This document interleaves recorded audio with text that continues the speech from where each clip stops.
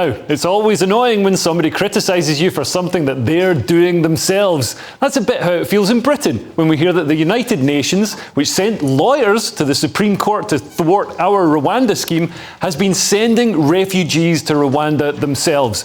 I'm delighted to still have with me Paul Cox, Dan Spencer and Lewis Oakley. Now, Lewis, what do you make of this? I mean, it seems like blatant hypocrisy. It's blatant hypocrisy, but I just can't hear the word Rwanda anymore. I've had enough of hearing about it. This is the most stupidest policy in the world. Why? The polls are clear, right? You know, immigration into the country is a big issue for Brits. Of course it is.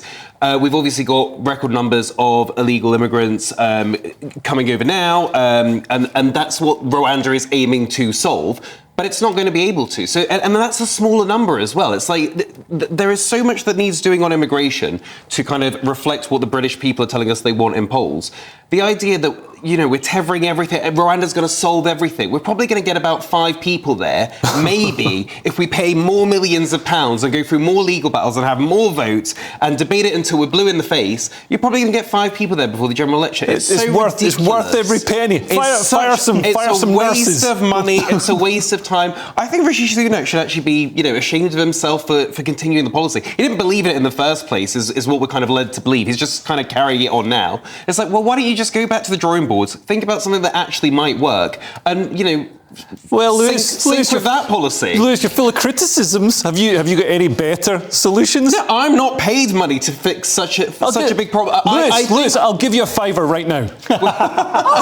I would say, here's the thing, I would say it comes down to people smugglers. That is a big one. Go to the people smuggler. I actually think, and I know people don't want to hear this, but it probably comes down to more diplomacy with the French. I know we're already giving them a ton of money. Diplomacy. I think it is about, you know, encouraging them to stop people crossing. Right. I think that's. But the French have got no real incentive to stop them coming. But I mean, getting back to the United Nations, I mean, this is blatant, obvious hypocrisy. We see so much from leftist institutions such as the United Nations. I don't know why we give them money.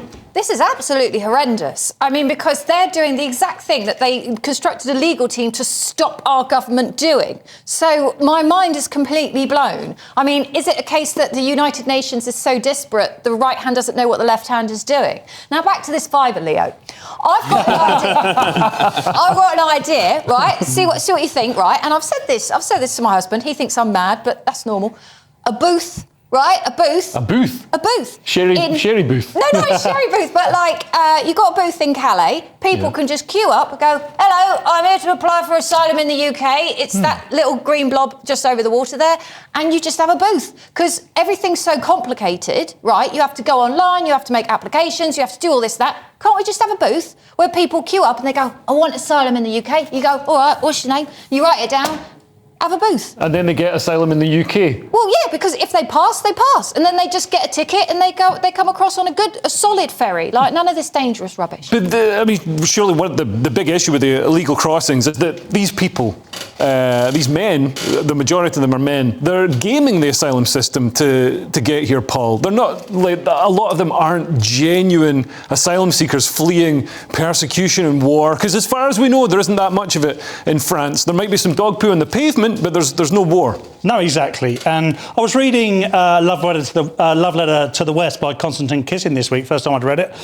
Friend of the show, a friend of ours. And there's a statistic within his book that is a stark reminder of why this is such a big deal.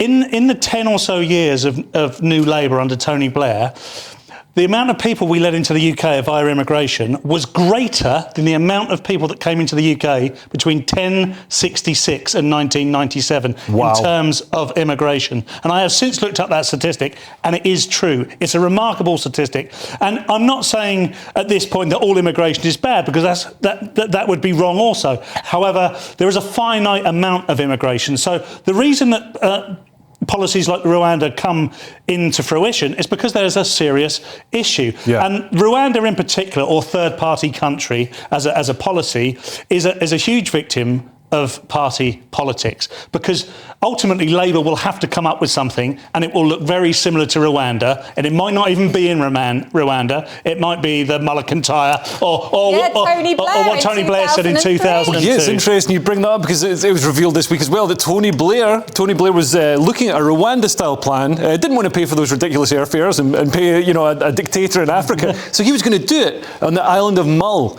off the coast of Scotland. So you can argue till the cows come home whether that's a good idea or not, but the problem exists, and we need to have a solution. And that the only way we're going to find out is to have a feasibility period where one of these solutions is able to be put into practice, whatever that is, because we don't have that at the moment. We don't have a proper deterrent. Stopping the dinghies and the people traffickers coming across from France has not worked. They're coming across in swathes because, let's face it, this is a great place to be by comparison. I know we're not supposed to say that. We can say that on GB News, of course.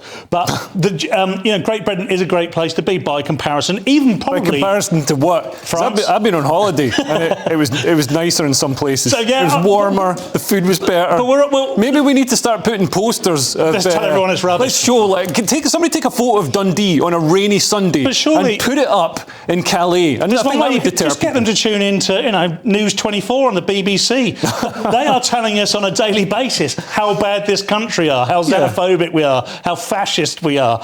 We're clearly not, and people want to come here, but there is a societal structure that enables us to look after our people, whoever they might be, even if I wasn't part of that society. And it has a breaking point, and that was some years ago. Yeah, and if you want social cohesion and you want a high trust society, immigration has to be managed and it has to be sustainable and not a mad rush and not knowing who's coming. But I feel that immigration for years has been a taboo subject for anybody to discuss. If you even bring it up, people are like, you're a racist. But I feel that is now changing. And something that exemplifies this is Ricky Gervais was talking about illegal immigration in his Netflix special, which was #1 on Netflix. We've got a clip of it here. Well, I am woke now, and I can prove it. Here you go. I love illegal immigrants. Yeah, sue me now. Sometimes I go down to Dover for the day, right? And I look out, right? I look for a boat, and I see a dinghy with about 60 of them, and I go over here, like, right? And I pull them into shore, and I go, women and children first. They go, there are no women and children. Just you lads, is it? Just come on, lads. Come on, lads. If I go down there one day and there's no boat, I am I just sort of wander into town, and I stand by the traffic lights, and I wait for a big lorry to pull up, right? And I look underneath, and there's a lad sort of clutching like that. And I go, where you headed? And he goes, Gary Lineker's house. I go, it's just down there. I mean, surely this shows that, attitudes are changing and this is becoming something. People are so at the end of their tether with it, and it's so flagrantly obvious that it's unfair to have, people skipping the queue in front of other people, that it's becoming some people, Ricky Gervais, who's by no means, a sort of a right-wing firebrand, controversial. I mean, he's a controversial comedian, but he's quite a right-on guy. He's discussing it and getting big laughs in his show. Definitely, and you can hear the roar of laughter in that crowd because everybody recognises that situation. Everybody recognises what he's talking about, and that's the thing. It's not that we don't want immigration. Of course we want immigration, but we want people to do it in the legal way, and we want them to come in, and when we say, we've got a load of job skills that we would love you to come and fill, come and be part of our society, but not if you're already going to bypass the rules. Because if somebody's already going to bypass the rules and bypass everything that they need to do legally, why should they respect the rules once they're in the country as well? That's a great point. And also I'm worried about the sustainability of it. I mean, if we've got people coming into the country and that's outpacing the fertility rate in the UK and actually making it harder for people to have kids because they can't afford housing, there aren't enough services, there's downward pressure on wages. I still think the #1 route for entry into the UK should be through a birth canal. Anyone in particular? I think it's going to be shared around, Paul. It can't all be done through one. It's the question to get me. very chafed. So, if you're asking me the question, I think, look, what Ricky Gervais is doing there is exactly what Dan said. He's highlighting something known as the truth. And the truth can be quite powerful. It can be quite powerful in terms of comedy. It can be quite powerful in terms of politics. And when it's in a pullback and reveal like that, where you're not quite expecting it, because he set it up in one way, I'm woke because I like illegal immigrants, and then he explains the exact truth of what happens, and we all laugh out loud. Yeah. It just goes to show that it is a taboo. The truth in this particular occasion, and quite often, is a taboo. Whatever you are talking about, whichever side of the political divide you're on, often it's the truth that is the thing that exposes everything else. Yeah.